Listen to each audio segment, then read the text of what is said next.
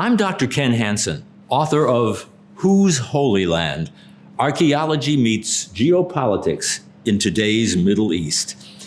In some ways, archaeology reminds us of the Platonic notion of the demiurge, a mysterious, artisan-like figure who fashions and maintains the material universe.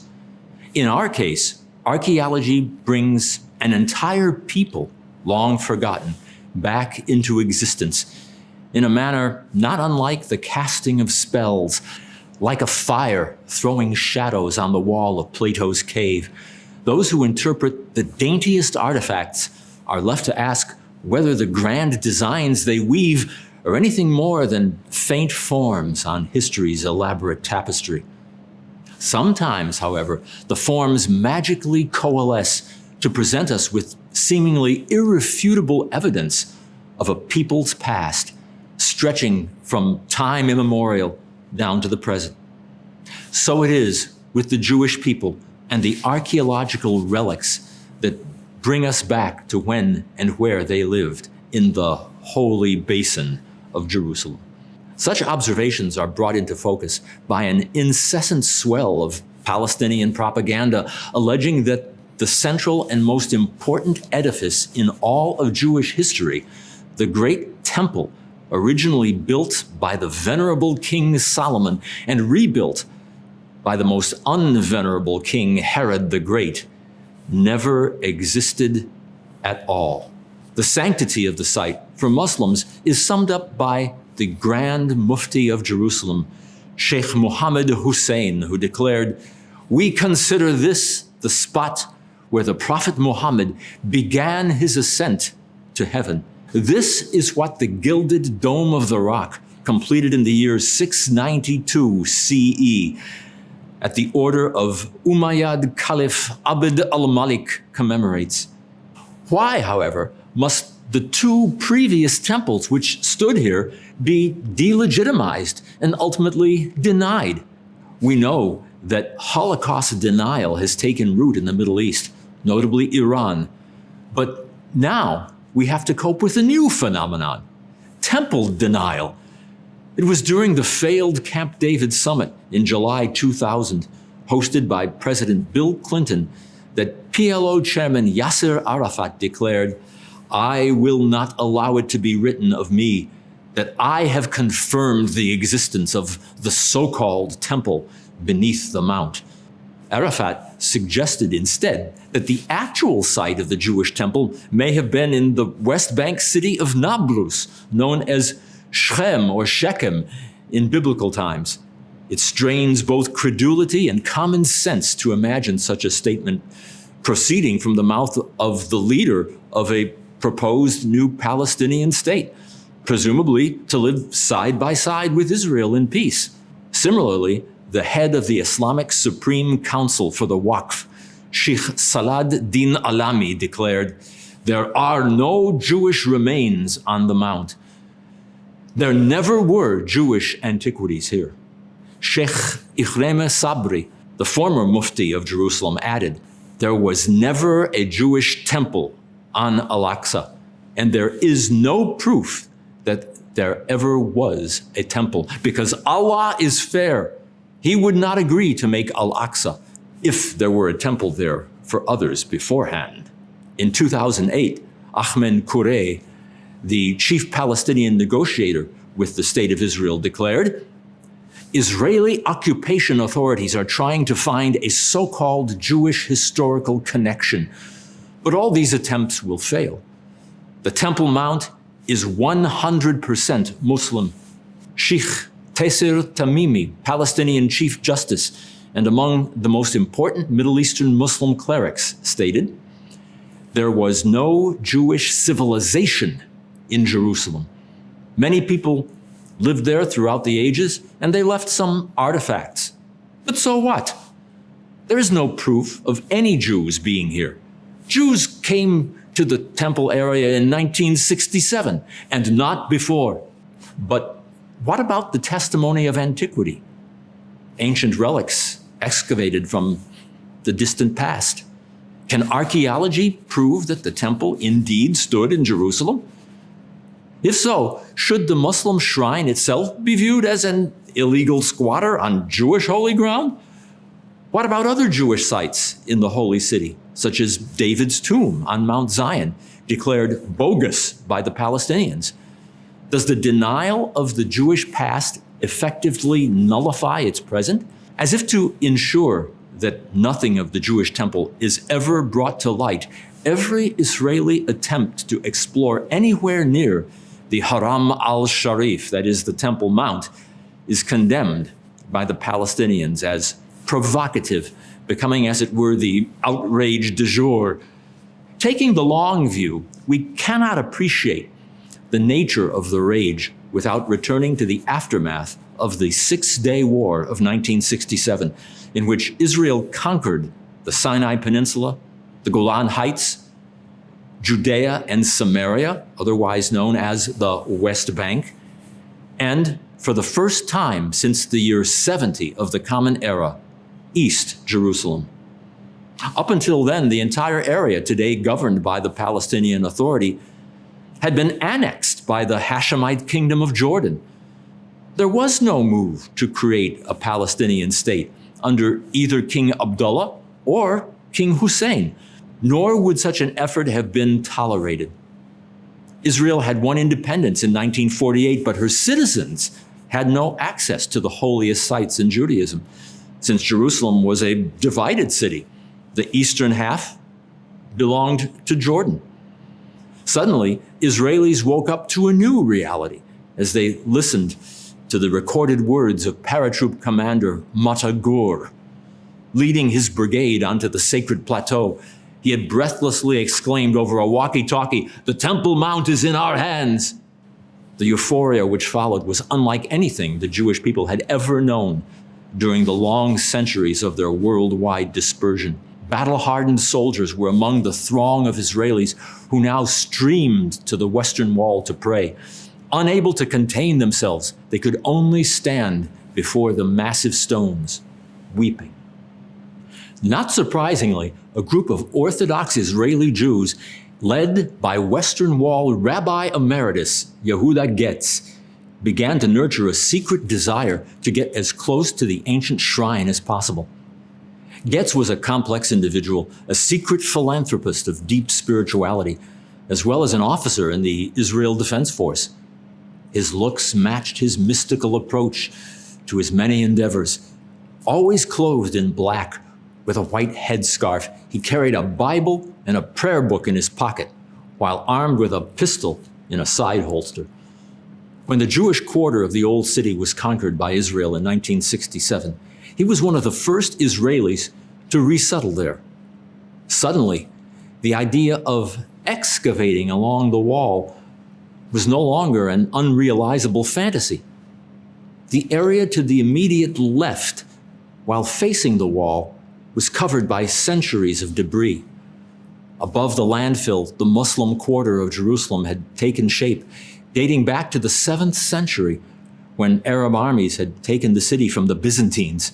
In 1967, Rabbi Getz, who co-opted a dedicated corps of young yeshiva students, was authorized by Israel's Ministry of Religious Affairs to begin digging a fresh tunnel horizontally and northward along the previously covered section of the Western Wall.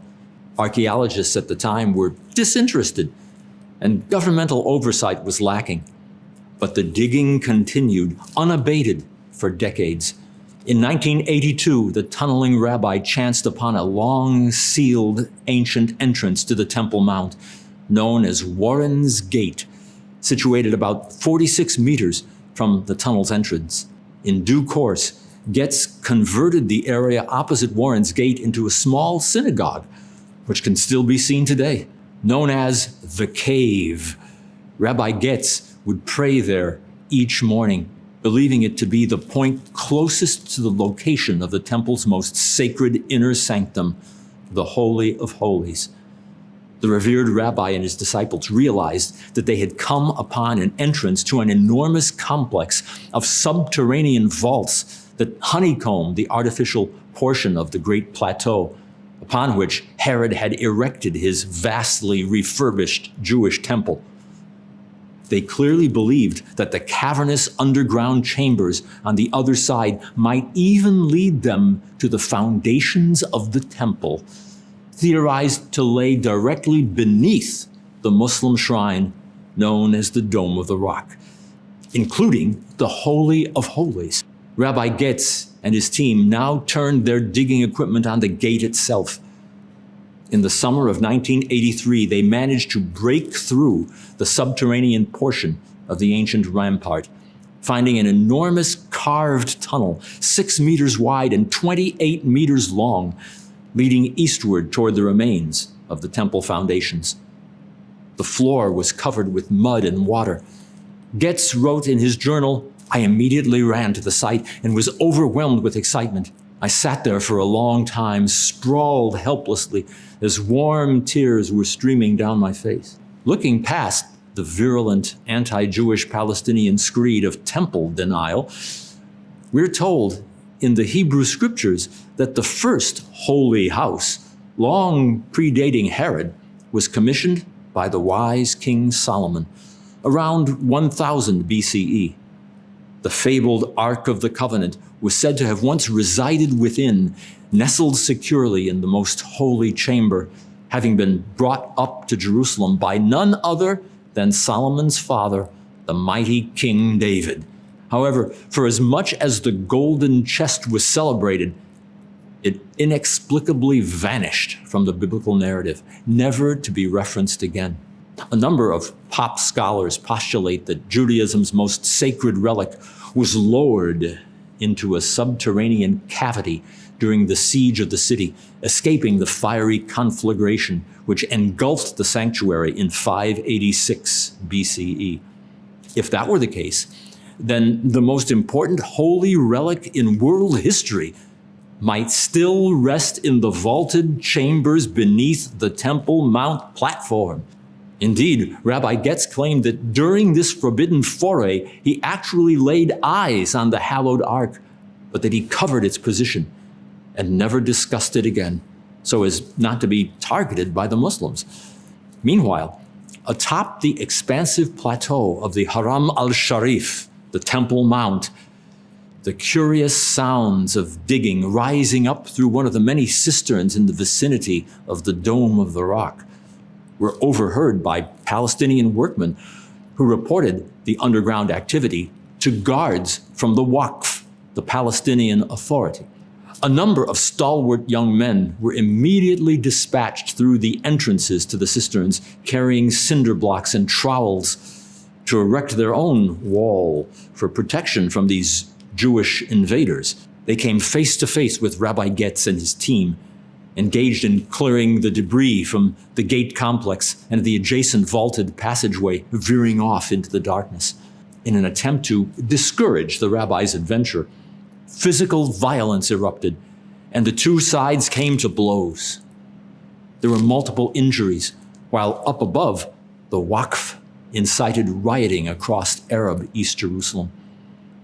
In the end, the Israeli government ordered the sealing of the gate opened by the tunneling rabbis with 6 feet of reinforced concrete.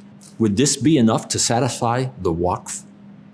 Hardly, especially since the rabbis' tunnel, now known as the Western Wall Tunnel, was extended ever northward during the years to come.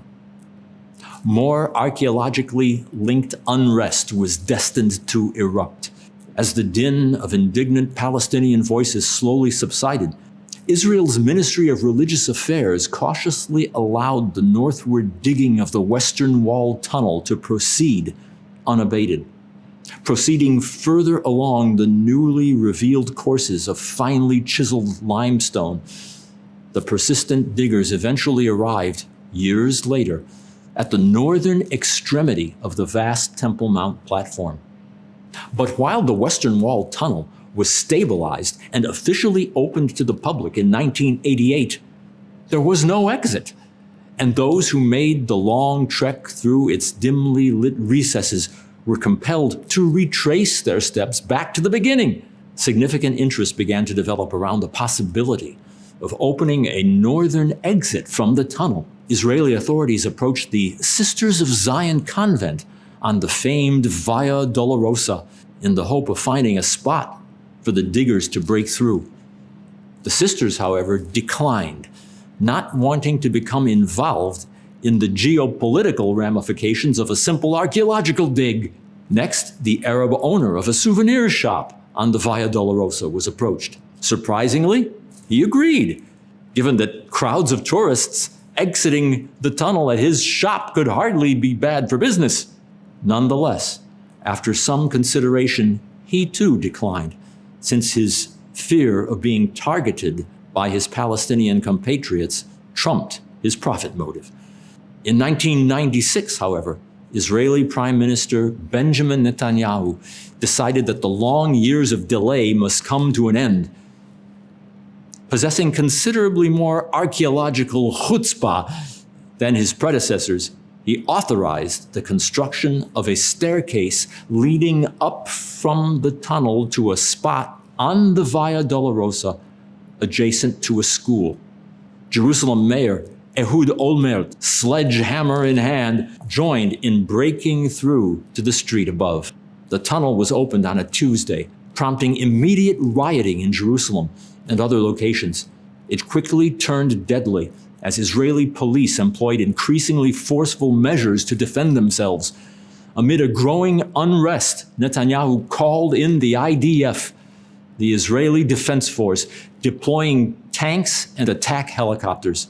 By Thursday, at least 68 people had died, mostly Palestinian, though several Israelis were also shot dead.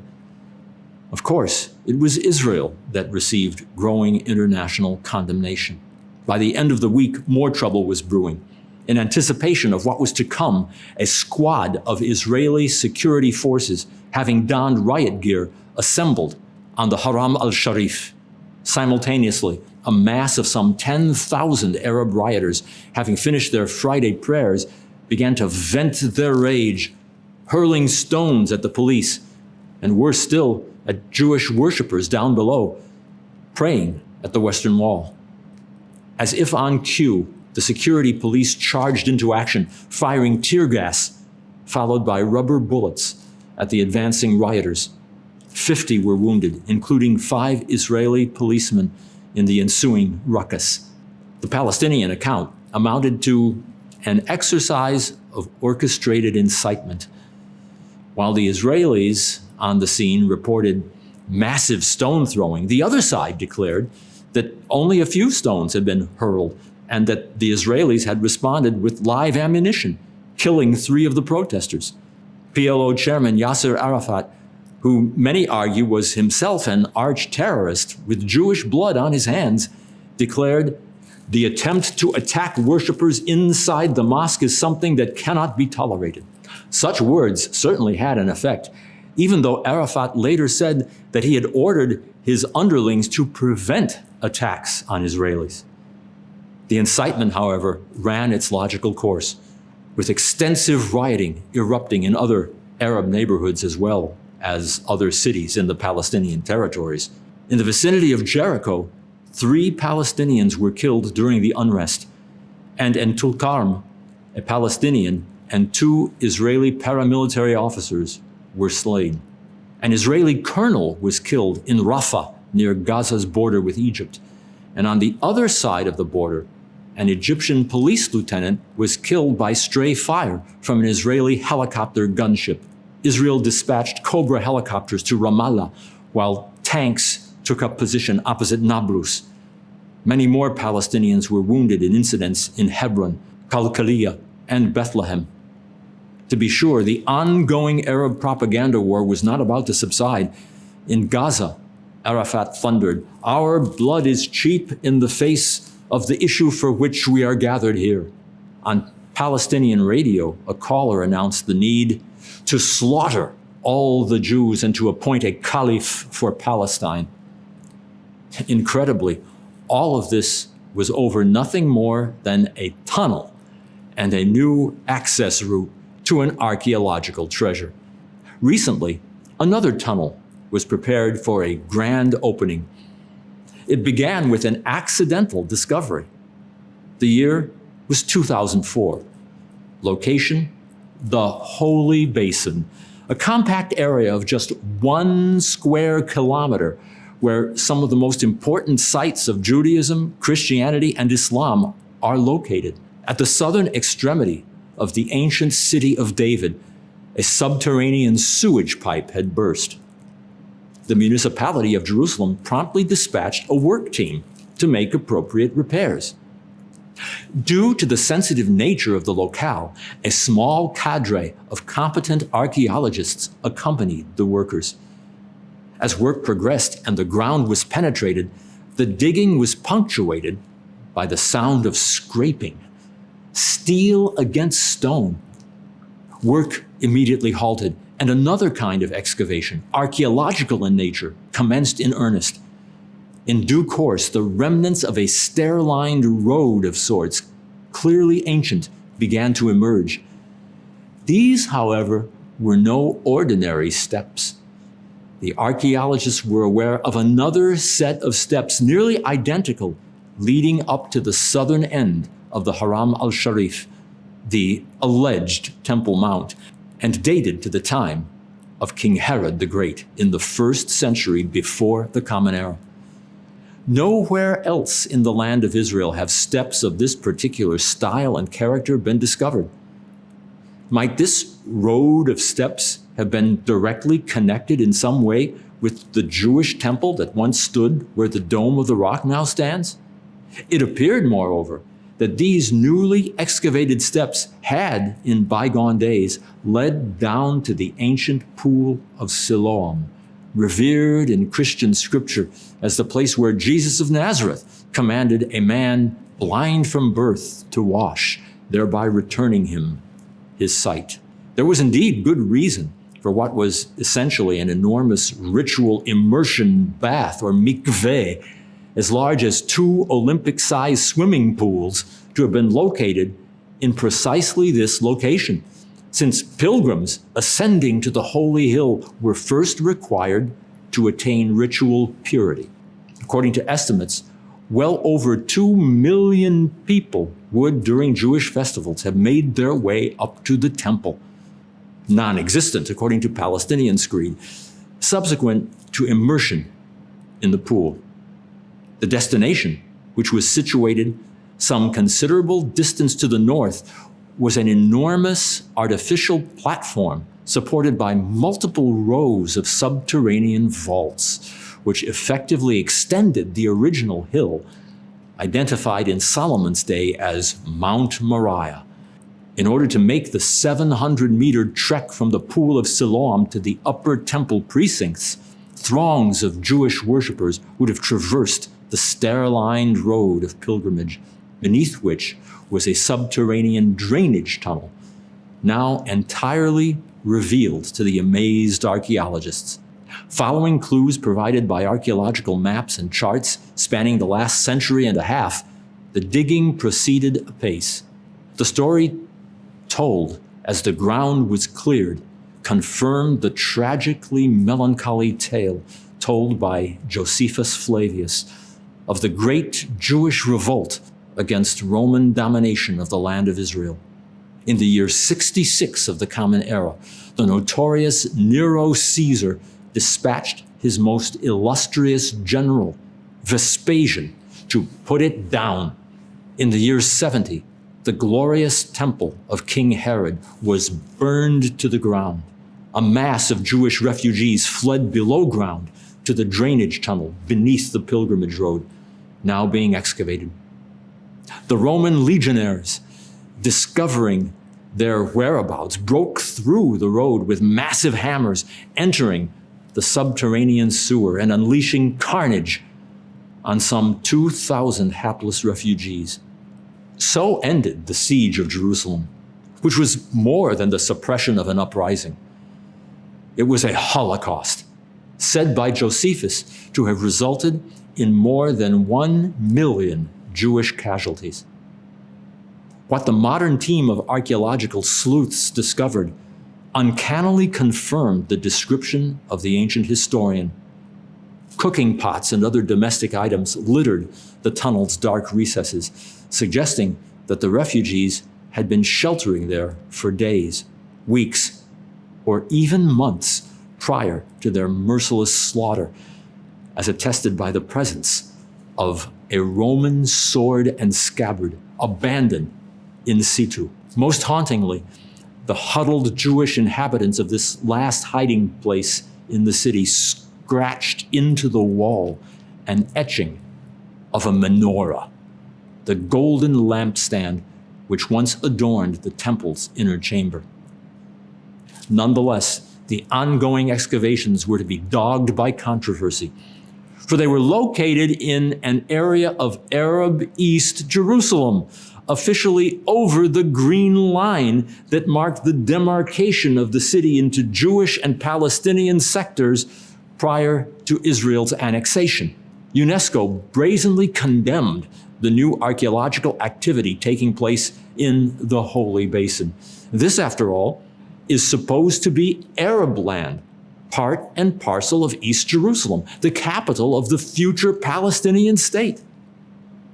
A special papier-mâché wall was constructed for the ceremony, to be broken through by U.S. Ambassador to Israel David Friedman, wielding a diminutive sledgehammer. It was a commingled moment of pathos and celebration, commemorating the sacrifice of so many lives on the spot, while adumbrating the tenacity of the Jewish people who yet live. Not surprisingly, more vociferous condemnations followed swiftly. The Foreign Ministry Office of the Palestinian Authority accused Israel of imperialistic Judaization plans designed to change the status quo in the Holy City. The chief negotiator of the Palestinian Authority, Saeb Erekat, tweeted, "I hope all the world, including Americans, can see this. That is not a U.S. ambassador. That is an extremist Israeli settler digging underneath Silwan, a Palestinian town." America was accused of fully supporting the imperialistic settlement enterprise led by the far right in the occupation state.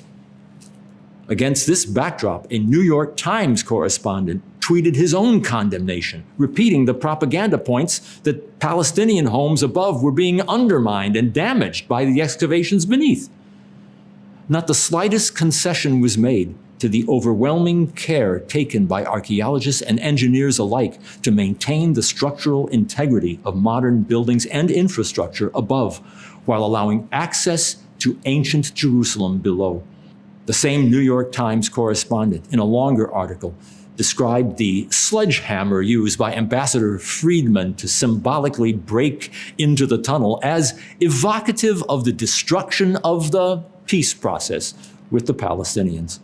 Such a peace process would, of course, imply the division of the Holy City into Jewish and Arab sectors based on the 1948 armistice. It would place an international border through the heart of Jerusalem, effectively turning it into the Berlin of the Middle East.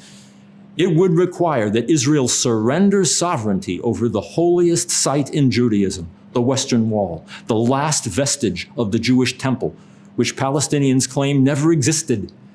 Nonetheless, the fact of the matter is that almost every day archaeologists are uncovering the serious connections between the Jewish people and the city of Jerusalem across millennia, contradicting the narrative that modern Zionists representing European interests essentially stole Palestine from its Arab inhabitants.